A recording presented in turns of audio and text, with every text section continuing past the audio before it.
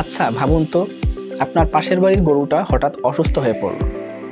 সেই অসুস্থ গরুর মাংস কেউ খেয়ে ফেলল এবং কয়েকদিনের মধ্যেই দেখা দিল প্রচণ্ড জ্বর, পেট ব্যথা এবং ত্বকে অদ্ভুত কালো দাগ।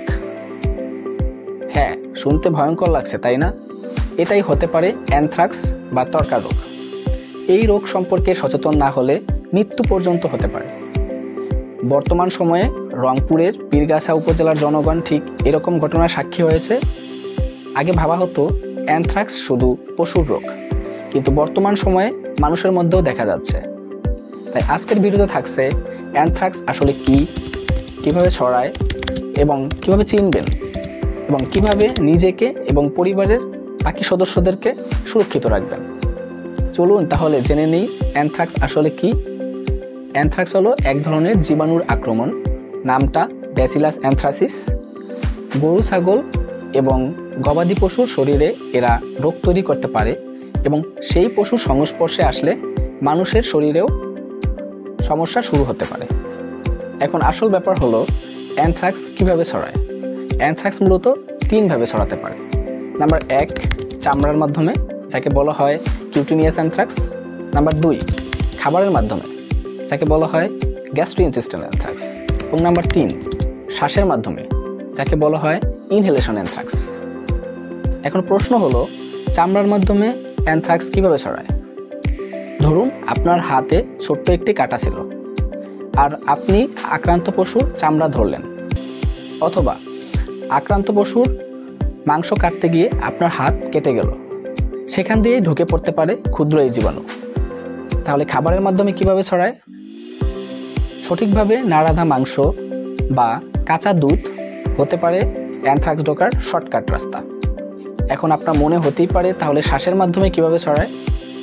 আক্রান্ত পশুর লোম বা ধুলোবালি শ্বাসের সাথে মিশে আমাদের শরীরে ঢুকে পড়তে পারে। এটি সবচেয়ে বিপজ্জনক। তাহলে মানুষের মধ্যে অ্যানথ্রাক্সের কী লক্ষণ দেখা যায়, অর্থাৎ আপনি কিভাবে চিনবেন? চামড়ার মাধ্যমে ছড়ালে প্রথমে হাতে, কখনো বা পায়ে ছোট্ট একটি ফুসকুড়ি দেখা দিতে পারে, যা সাধারণ ঘা এবং ক্ষতের মতো মনে হতে পারে, কিন্তু আস্তে আস্তে এটি কালো শক্ত দাগে পরিণত হয়। এবং খাবারের মাধ্যমে ছড়ালে হঠাৎ ভীষণ পেট ব্যথা, বমি এবং রক্ত মেশানো ডায়রিয়ার মতো অবস্থা হতে পারে, যা সাধারণ ফুড পয়জনিং থেকেও অনেক বেশি মারাত্মক। এবং শ্বাসের মাধ্যমে ছড়ালে শুরুতে সাধারণ ঠান্ডা কাশি মনে হতে পারে এবং পরবর্তীতে ভীষণ শ্বাসকষ্ট, বুকে ব্যথা এবং শকের মতো অবস্থা তৈরি হতে পারে।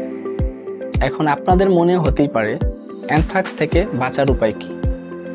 অ্যানথ্রাক্সের জন্য সবচেয়ে কার্যকর ওষুধ হলো সিপ্রোফ্লক্সাসিন আর ডক্সিসাইক্লিন অ্যান্টিবায়োটিক।